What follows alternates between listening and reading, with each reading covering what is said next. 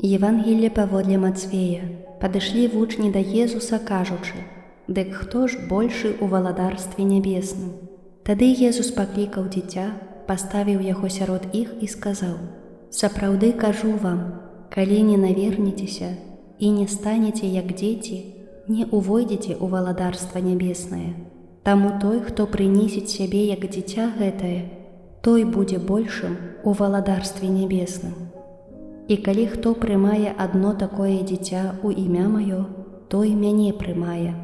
Глядзіце, не пагарджайце ніводным з тых малых, бо кажу вам, што анёлы іхнія ў нябёсах заўсёды бачаць аблічча Айца майго, які ў нябёсах.